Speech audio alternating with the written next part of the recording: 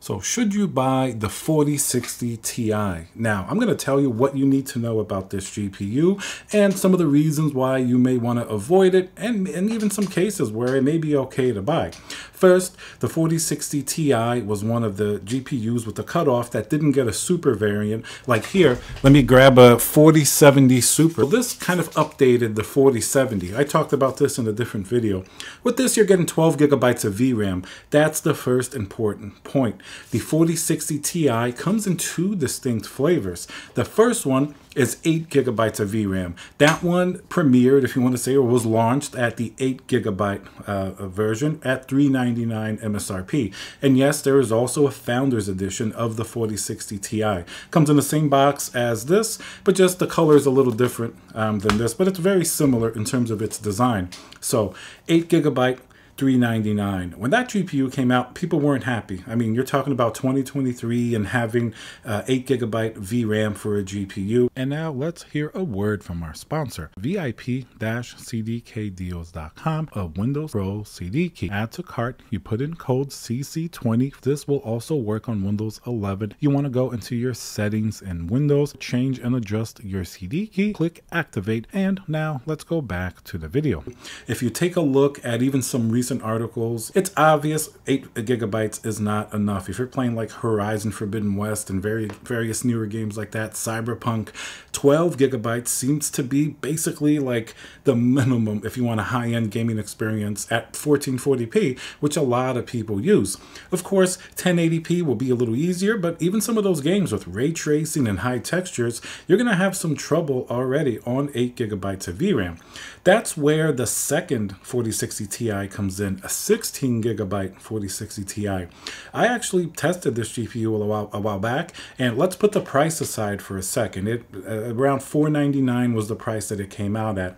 That GPU actually did a lot of good stuff. With 16 gigabytes of VRAM, you have a lot of headroom. In fact, that's kind of overkill for the class of GPU that the 4060 Ti is.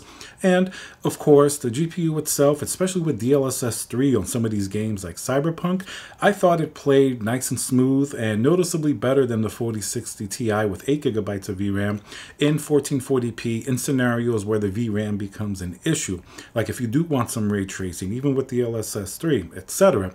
The problem was the price. So if you can find that GPU for closer to the 8 gigabyte price, like maybe $400, I still think that one is a decent, okay GPU, because then of course you have to take a look at what else you have in the competition. Now the 4070 is originally $599, but ever since the 4070 Super came out, that came down in price. So that's typically going to be in the high 400s. You should buy a 4070 any day over even the 16 gigabyte 4060 Ti. It's just going to be a better GPU.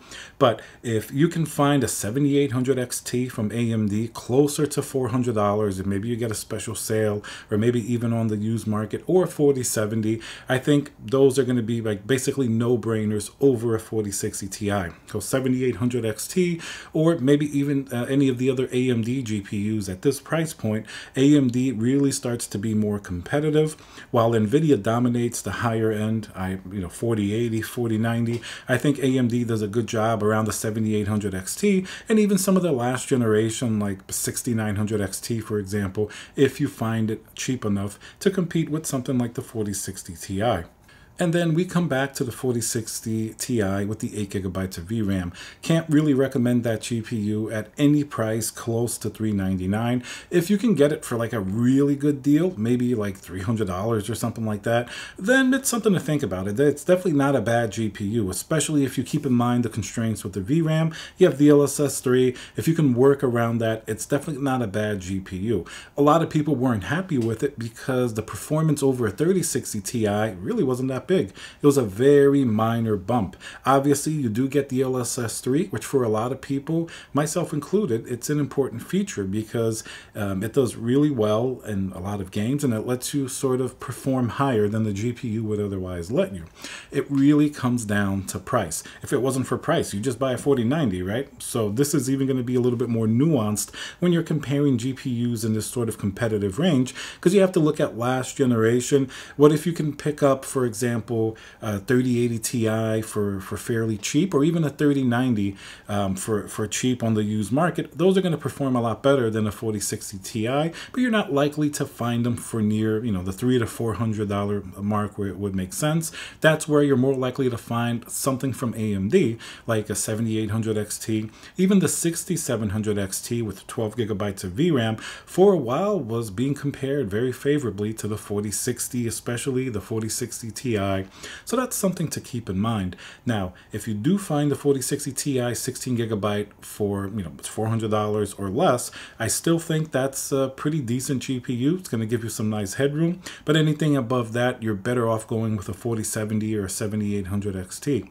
So pricing is going to be paramount, and the GPUs in this price range are going to stay around this level for a long time, because remember, when RTX 50 comes out, it's typically going to be a 5080 and 5090 first. NVIDIA likes to release some of the high-end GPUs first, and then they'll make their way down to like a 5070 or eventually a 5060 Ti. So it may be quite some time, you know, maybe a year or longer before we see any of those other GPUs come out. So you're kind of stuck with these choices for now. So overall, the 4060 Ti still is kind of what it was at launch. If you get it for close to that price, not worth it at all. The 16 gigabyte model needs to be at a heavy discount to be worth it. And the 4060 Ti, the regular one, if you get that at a heavy discount as well, also worth it. The problem here is GPUs, even these, typically don't get heavy discounts. Like NVIDIA keeps, you know, tight wraps on sort of the amount that enter, you know, the market, and they seem to really never do any type of deep discounts or sales. You'll get little sales here or there, but unfortunately, the price stays the same for most of the GPU's life until the next generation comes out. The high-end GPUs, like you can look at the 3090, that dropped pretty substantially from when it was new, you know, at $1499. You can buy them now for $500 or $600. So something like that will drop more. But something like 3070 or 3060 Ti, they dropped, but maybe a smaller amount comparatively, because they just have a smaller starting price and more people can buy them because they're more affordable. Same story here with the 4060 Ti as we go. So they're not bad GPUs by any means. Just be very careful the price that you buy them at, and look at what else you may be able to get, maybe for a few dollars more. 7800 XT is going to beat them any day of the week, 4070, and those sometimes get pretty close in price to the 4060, 4060 Ti type of GPUs.